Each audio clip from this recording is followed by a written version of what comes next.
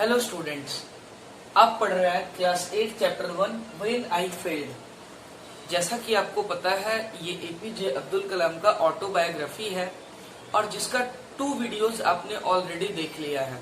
ये वीडियो थोड़ा लंबा होगा और इस वीडियो में मैं आपको इस चैप्टर को फिनिश करूंगा। ठीक है, थोड़ा पेशेंस से पढ़ेंगे। और दूसरी चीज, अगर आपने लास्ट 2 वीडियोस को नहीं देखा है तो पहले उसे देख लेंगे तो ये क्लियर हो जाएगा। ठीक है, तो शुरू करते हैं हम लोग। लास्ट वीडियो में हमने पढ़ा था, थोड़ा सा बस मैं ओवरव्यू कर रहा हूँ कि एक अच्छा, आपका सबसे अच्छा दोस्त हो सकता है एक ऐसा टीचर जो आपके प्रोग्रेस पे नजर रखे हुए है, और दूसरा किसी भी वर्क के लिए कोई इम्पॉसिबल डेडलाइन नहीं है, है ना।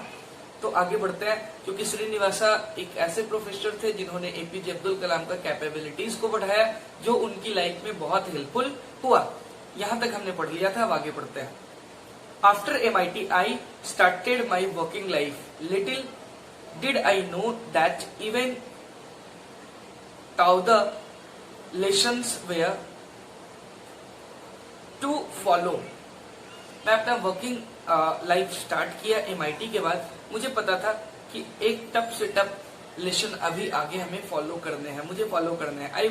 आई went to work at Hindustan Aeronautics Limited, और मैं वर्क करना शुरू किया HAL से। HAL हिंदुस्तान एरोनॉटिक्स लिमिटेड, जो कि बेंगलुरु में है।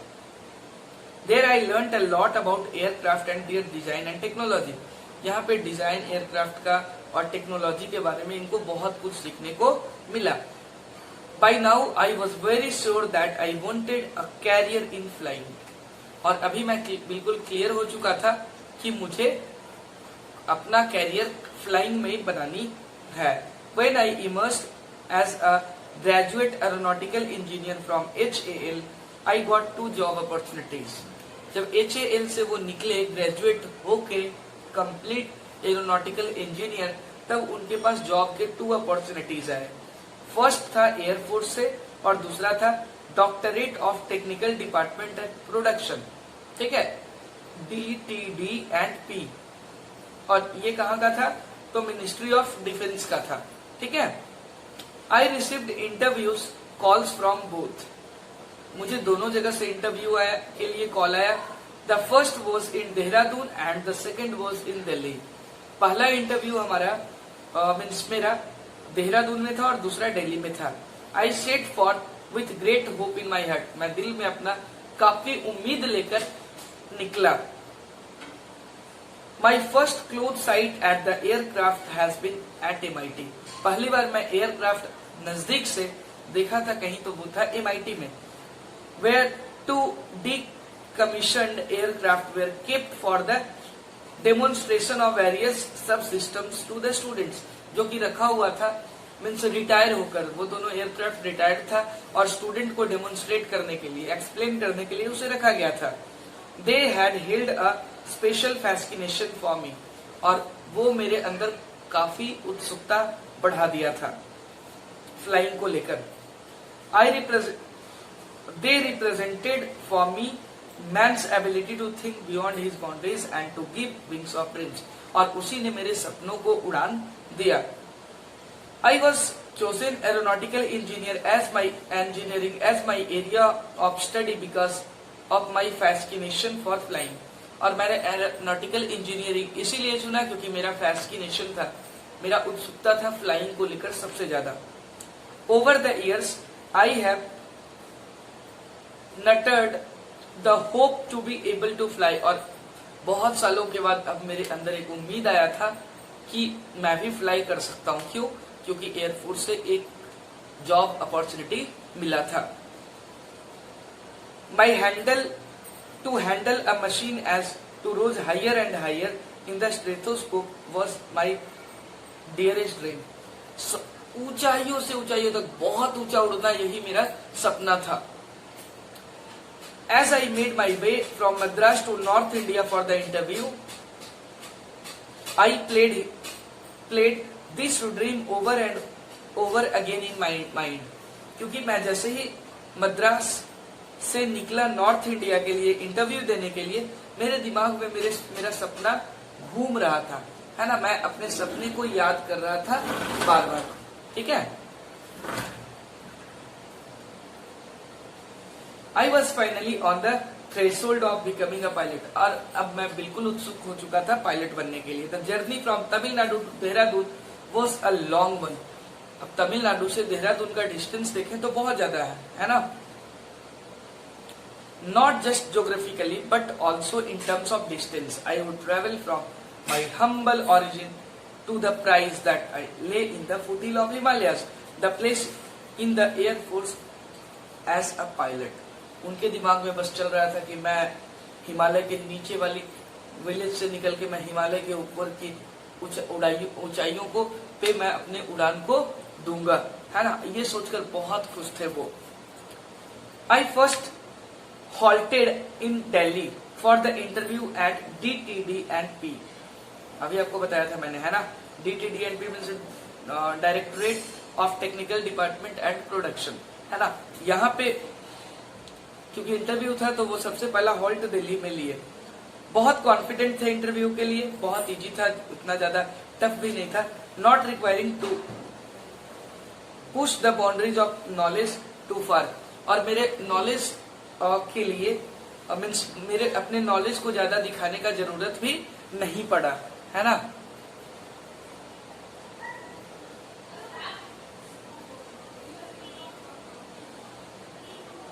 आई spend a week in Delhi, Delhi में मैं एक वीक रुका और उसके बाद then after proceeded to Dehradun for the interview at the air force selection board, और एयरफोर्स सिलेक्शन बोर्ड का इंटरव्यू के लिए मैं देहरादून के लिए आगे निकल पड़ा। I was beginning to understand how the confident conduct myself in the wider world, और मैं कोशिश कर रहा था समझने का मैं किस तरीके से अपने आप को ऐसा बनाया हूँ। When I had first moved from Rameswaram to the bigger cities for my studies, I was a shy, tongue-tied boy. जब मैं पहली बार रामेश्वरम से हायर स्टडीज के लिए बाहर निकला तो काफी शर्मिला और टंग टाइड मतलब बहुत कम बोलने वाला बच्चा था। I had to work hard to develop some assertiveness in my personality, और मुझे बहुत कुछ डेवलप करना पड़ा अपनी पर्सनालिटी में, क्योंकि बहुत सारे लोगों से कम्युनिकेट करना होता था उनको, है ना, और अगर वो नहीं कर पाते तो वो वर्क नहीं कर पाते। It was not easy and there were many moments of frustration and disappointment. बहुत वक्त ऐसा है जब मुझे फ्रस्ट्रेशन का शिकार होना पड़ा, डिसअपॉइंट हुआ। However, by the time I finished my study and had headed out to look for a job, my personality was better developed and I was able to articulate my thoughts well enough in Tamil and English. लेकिन college खत्म करते करते उन्होंने अपने आप को express करना बहुत अच्छे से सीख लिया था, दोनों लैंग्वेज में, तमिल और इंग्लिश दोनों में। मतलब पर्सनालिटी उनकी डेवलप हो चुकी थी, वो ऐसा मानते हैं। To return to my interview at the air force selection board, I started answering the queries put forth to me. I realized that along with qualification and engineering knowledge, they were also looking for certain kind of smartness in the candidate. Physical fitness and articulate manner were what they were seeking. अब क्योंकि जब interview दे रहे हैं एक air force का इन्होंने दिया है, तो इन्होंने रियलाइज किया कि क्वालिफिकेशन और इंजीनियरिंग का नॉलेज ही काफी नहीं है यहाँ पे। ये लोग स्मार्टनेस भी देख रहे हैं कैंडिडेट्स का, फिजिकल फिटनेस देख रहे हैं, मैनर्स देख रहे हैं, हर एक चीज पे इनकी नजर है।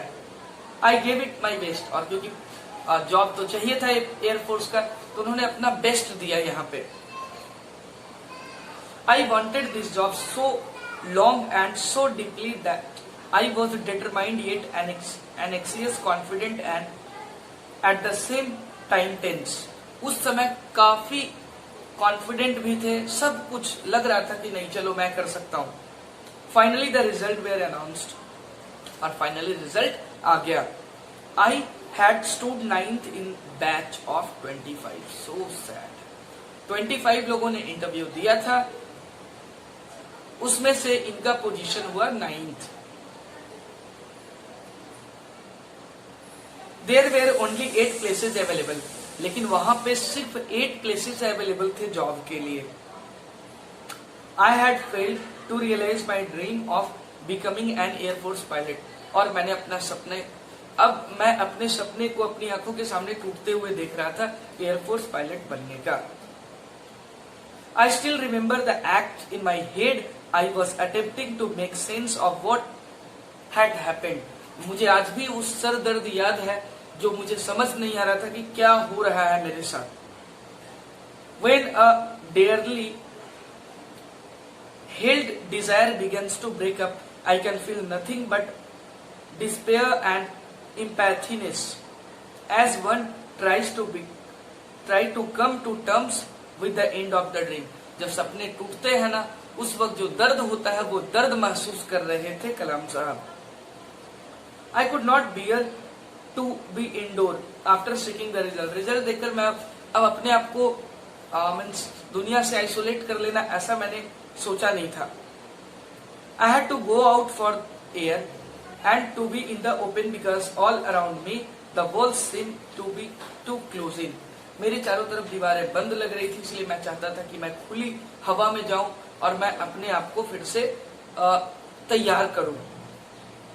I walked around for a while till I reached the edge of a cliff. I stood there looking down at the shimmering water of a lake and wondered what should I do next. और मैं वहां से Cliff के last as पे गया और जहां से देखा मैंने कि वाटर वहां से किसी लेक में बहुत अच्छे से फ्लोट कर रहा है, और उसको देखकर मैं सोचना शुरू किया कि मुझे आगे क्या करना है। I decided to go to Rishikesh for a few days and seek a new way forward. तो मैं सोचा चलो ऋषिकेश चलता हूँ और वहां जाकर कुछ सोचता हूँ, कुछ नया तरीका ढूंढता हूँ। I reached Rishikesh the next morning. मैं आपको फिर से बता दूं, एपीजे अब्दुल कलाम अपने बारे में खुद बता रहा है, इसलिए मैं बोलकर यूज कर रहा हूँ बहुत जगहों पे। मैं ऋषिकेश पहुंच गया अगले morning. I took a dip in Ganga, the river I had heard so much about, but was seeing and experiencing for the first time in my life.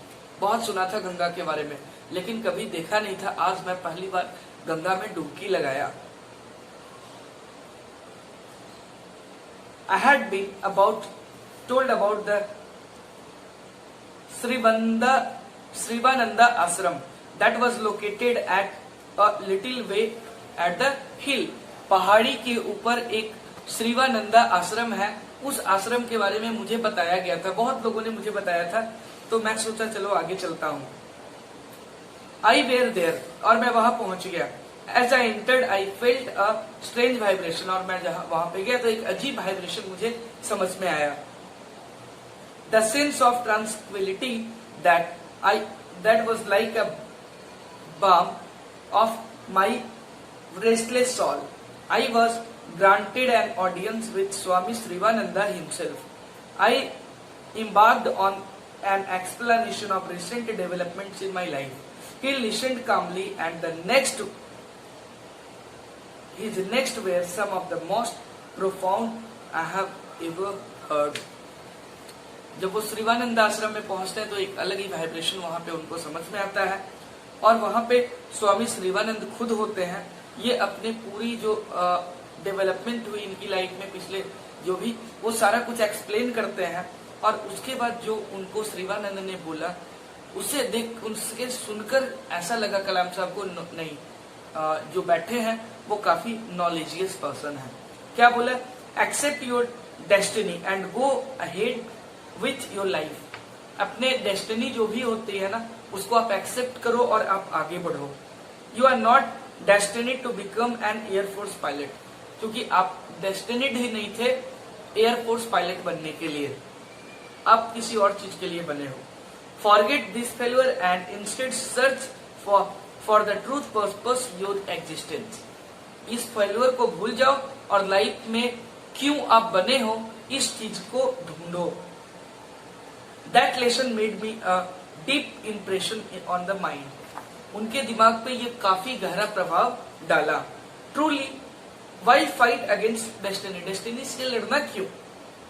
This failure I was sure was part of larger plan that God had had for me. मैं बिल्कुल अभी सोच समझ चुका था कि हो सकता है कि भगवान ने ये फेल्यूर इसीलिए बनाया क्योंकि इससे भी अच्छा प्लान मेरे लिए रखा होगा। I ruminated long about this and I back to the Delhi. और फाइनली ये दिल्ली लौट आए और वहां पे जो पहला इंटरव्यू उन्होंने दिया था उस इंटरव्यू मीन्स DTDNP वहां पे सीनियर साइंटिफिक असिस्टेंट के तौर पे ज्वाइन किया। I give up my dream of making a career out of flying. और मैंने बिल्कुल सपना ये छोड़ दिया कि मुझे फ्लाइंग में अपना कैरियर बनाना है। I understood now that there was plenty of other work to be done. और मुझे समझ आ गया कि अभी बहुत सारे ऐसे वर्क बचे हैं जो मुझे करना है। I was going to put my heart and soul into the job that had been given to me. और मैं अपना वो वर्क पूरी तरीके से 100% देकर कर रहा था जो वर्क मुझे दिया गया था, जिसके लिए मैं अपॉइंट हुआ था। In this way I started my working life. और इस तरीके से मैंने अपना वर्किंग लाइफ शुरू किया। I am sure almost every person who set out with a goal has had to face unexpected obstacles. और जो भी इंसान अपने लाइफ में गोल फिक्स करते हैं उनको अनएक्सपेक्टेड ऑब्स्टेकल्स आते ही हैं, बहुत सारी बाधाएं आती है। We have had to rethink our goals, reorient our paths. और उसके बाद हमें अपने गोल्स को रीथिंक करना पड़ता है।